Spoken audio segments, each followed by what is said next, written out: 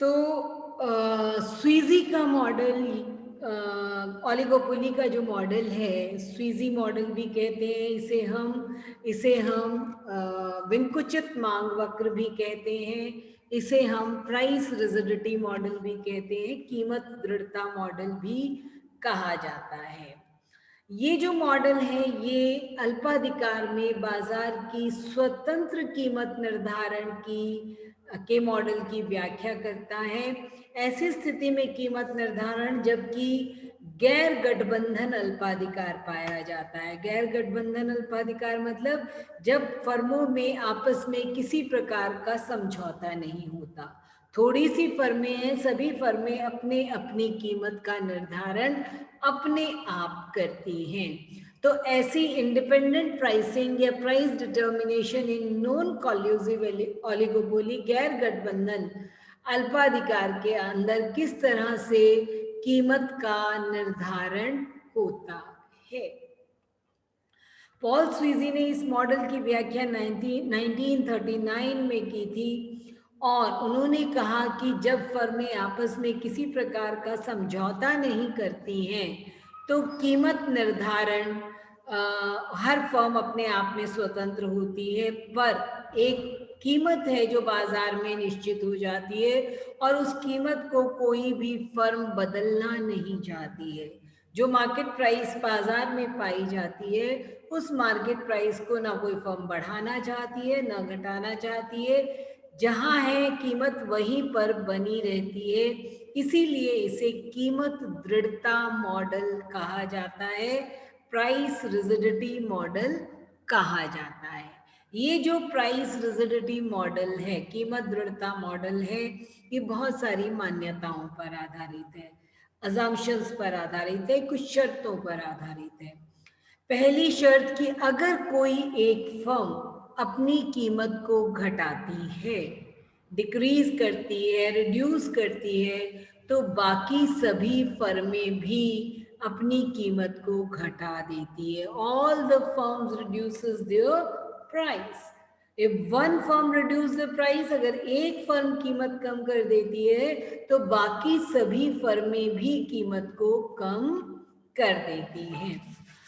और अगर एक फर्म कीमत को बढ़ाती है तो बाकी फर्में उसका अनुसरण नहीं करती हैं, उसको फॉलो नहीं करती हैं।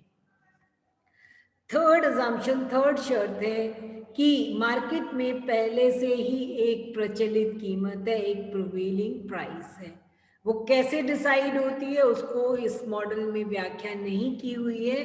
ये कहा जाता है कि पॉल स्वीजी के अनुसार बाजार में ऑलरेडी एक एग्जिस्टिंग प्राइस है, एक प्रिवेलिंग प्राइस है और उसी को सभी फर्में उसी पर अपना उत्पादन बेच रही होती है।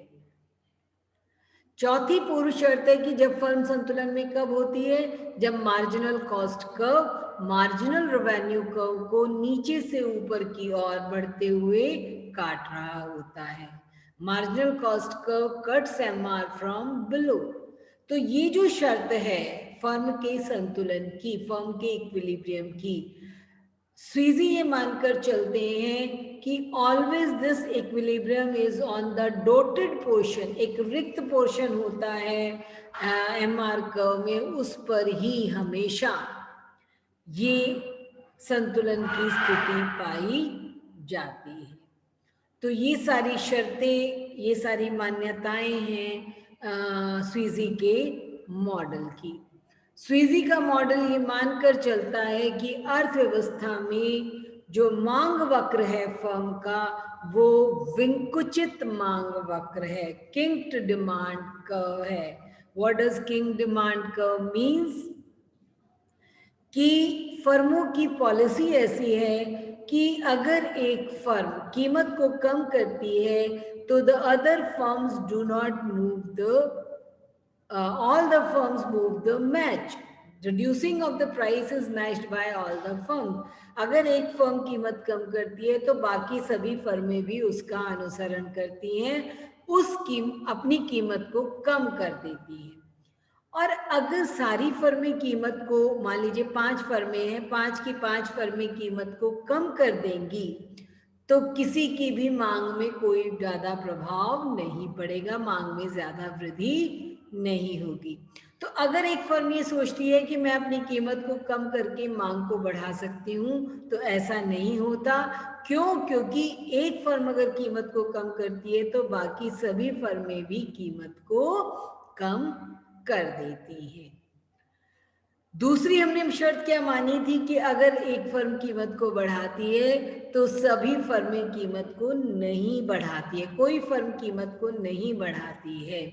और जब कीमत के बढ़ने का अनुसरण नहीं किया जाता, when no firm moves when the price of commodity is increased by one firm, अगर किसी फर्म के द्वारा वस्तु की कीमत को बढ़ाया जाता है तो अन्य फर्में उस मूव को मैच नहीं करती हैं, उसका अनुसरण नहीं करती हैं, तो उस फर्म की मांग कम हो जाती है। कीमत से में जितनी वृद्धि होती है उससे कहीं ज्यादा मांग में कमी हो जाती है।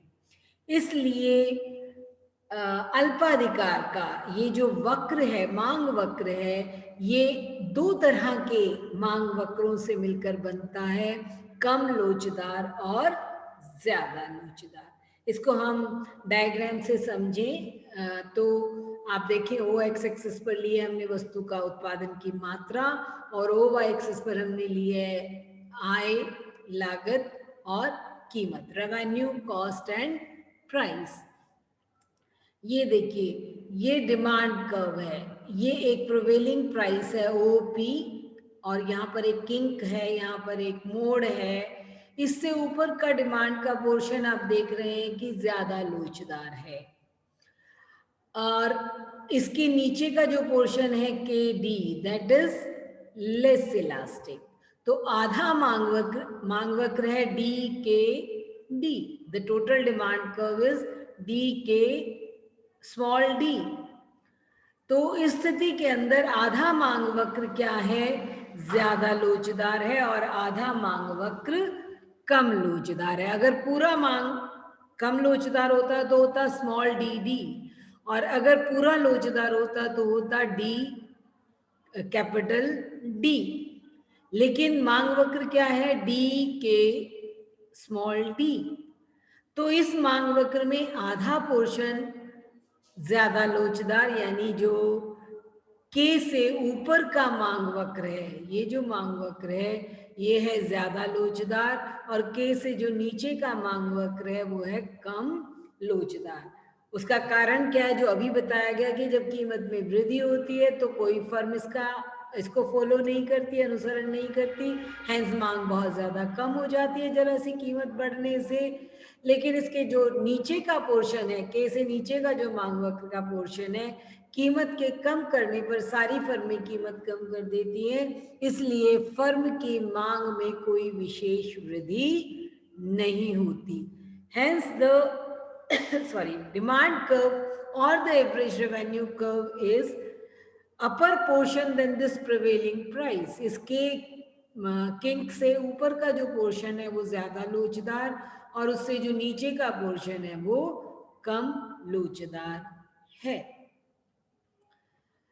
अगर हम फर्म के संतुलन को जानना चाहें कि किस तरह से कीमत का निर्धारण और उत्पादन का निर्धारण होता है, तो सेकेंड डायग्राम में आप देख रहे हैं सी के आर, ये आपका एवरेज रेवेन्यू कर्व हो गया, जिसका ऊपर का पोर्शन, जिसको मांग वक्र भी कहते हैं। तो ये जो ऊपर का पोर्शन है ये ज्यादा लोचदार है, और ये जो नीचे का पोर्शन है ये कम लोचदार है।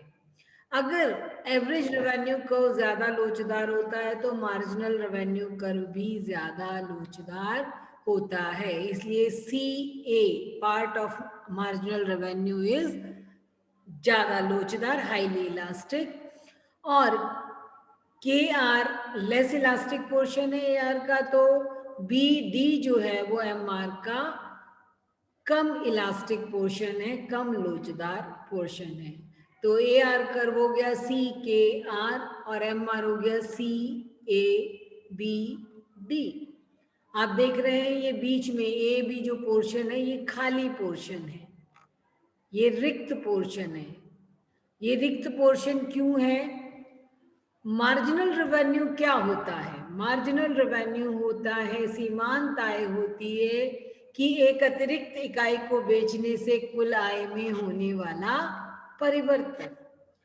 और अगर एक ही कीमत बाजार में प्रचलित रहेगी तो टोटल रेवेन्यू में होने वाला परिवर्तन भी समान रहेगा, एक जैसा रहेगा। अगर एक ही एमआर काफी समय तक बाजार में प्रचलन में है, एक ही कीमत है, तो काफी समय तक एमआर में कोई परिवर्तन नहीं होगा। ये जो ए बी पोर्शन है ये इस बात को दिखाता है कि काफी समय तक, क्योंकि एक ही कीमत प्रचलन में है, इसलिए टोटल रेवेन्यू में होने वाला चेंज कांस्टेंट होता है, उसमें कोई परिवर्तन नहीं होता। इसलिए A B portion dotted portion है, रिक्त पोर्शन है, क्योंकि बाजार में लंबे समय तक प्रिवेलिंग प्राइस ही पाई जाती है, जो प्रचलित कीमत निर्धारित हो गई है वही पाई जाती है, उसमें कोई परिवर्तन नहीं होता है। इसलिए एमआर में कोई परिवर्तन नहीं होता, इसलिए वहां एक रिक्त स्थान बन जाता है जिसको ए बी के द्वारा दिखाया गया है। तो ज्यादा इलास्टिक एआर के लिए ज्यादा इलास्टिक एमआर, कम इलास्टिक एआर के लिए कम इलास्टिक एमआर, और बीच में एक रिक्त स्थान आपको दिखाई दे रहा है। उसका कारण है कि लंबे समय तक बाजार में एक ही कीमत प्रचलन में रहती है। फर्म के संतुलन की स्थिति जहां मार्जिनल कॉस्ट और मार्जिनल रेवेन्यू एक दूसरे के बराबर होते हैं। अब ये जो स्थिति है ये इस डॉटेड पोर्शन में है, मार्जिनल कॉस्ट मार्जिनल रेवेन्यू के इस रिक्त स्थान में एक दूसरे के बराबर, और ये हमारी पूर्व शर्त भी है, मान्यता भी है, अजम्पशन भी है। तो अगर इस रिक्त पोर्शन पर मार्जिनल कॉस्ट और मार्जिनल रेवेन्यू बराबर हैं तो उत्पादन की मात्रा हो गई संतुलन उत्पादन ओ क्यू, और संतुलन कीमत हो गई ओ पी। ओ क्यू मात्रा पर संतुलन कीमत है ओ पी। ये जो एक बार कीमत निर्धारित हो गई है इसमें ना बढ़ने की प्रवृत्ति होती है और ना ही घटने की प्रवृत्ति होती है, यही बाजार में प्रचलन में रहती है। उसको हम दो तरह से व्याख्या कर सकते हैं, मांग पक्ष से और पूर्ति पक्ष से। मांग पक्ष से व्याख्या करते हैं हम एआर और एमआर कर्व की सहायता से, क्योंकि एमआर कर्व में डॉटेड पोर्शन पाया जाता है, रिक्त स्थान पाया जाता है, इसलिए मांग पक्ष की ओर से कीमत में कोई परिवर्तन नहीं होता। पूर्ति पक्ष से यानी कॉस्ट साइड से, लागत की तरफ से क्यों परिवर्तन नहीं होता?